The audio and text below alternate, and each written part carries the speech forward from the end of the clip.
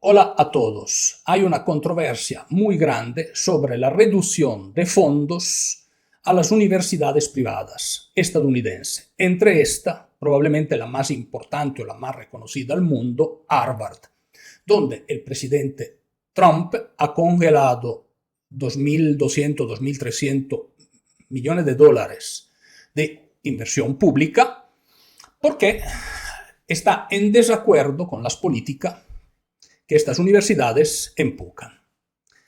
El objetivo de este video es analizar estas políticas, cuestionarnos por qué los contribuyentes tienen que aportar a estas universidades, puesto que son solo para una pequeña élite de personas que vienen de familias multimillonarias. Una carrera hoy día en Harvard puede costar entre 300 y 500 mil dólares. No todo el mundo se puede permitir esto.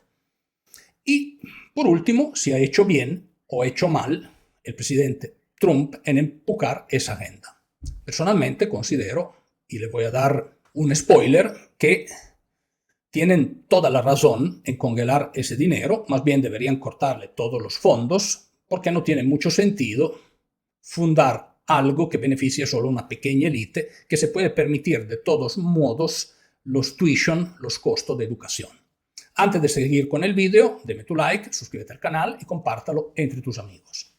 Estas grandes universidades son portadores de la bandera woke en Estados Unidos y alrededor del mundo.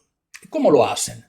Bueno, por medio especialmente de las políticas de diversity, equality and inclusion. ¿Qué significan estas políticas? Estas políticas del DEI prácticamente reduce la meritocracia para igualar supuestamente unas minorías que están más desafortunadas. Pero no tiene mucho sentido, si lo vemos en perspectiva, porque las universidades deberían buscar la excelencia académica.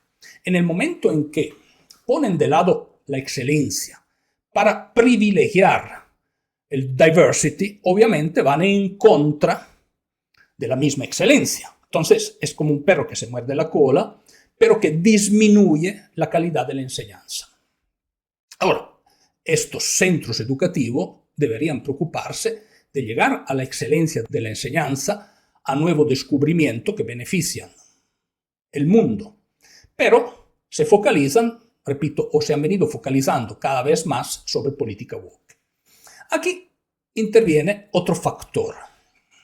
Los fondos federales son solo una parte, porque hay muchísimas donaciones privadas. Y uno de los elementos en discusión es el disclosure de dónde llegan los fondos.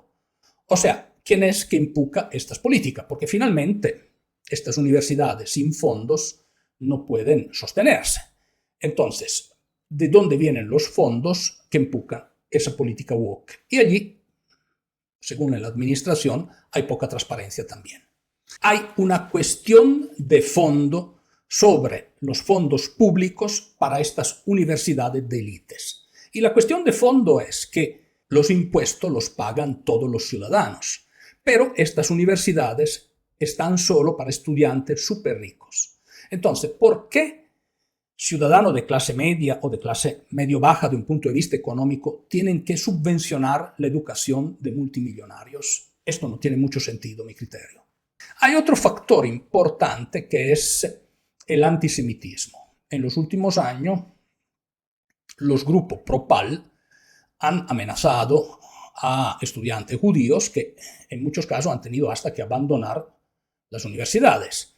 En particular, la primera controversia ocurrió con la Columbia University, donde Trump le amenazó de quitarle 400 millones de dólares, me parece, en fondos. Finalmente llegaron a algún acuerdo, pero el caso ápice, el caso más importante, es, según mi criterio, el caso de Harvard, porque en el caso particular de Harvard, esta universidad recibe más de 9 mil millones de dólares en fondos federales.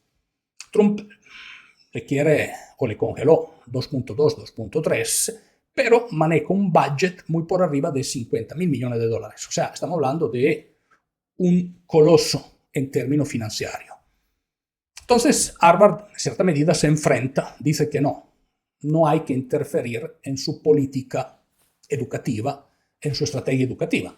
El punto de fondo que tenemos que entender es cuál es esa estrategia educativa.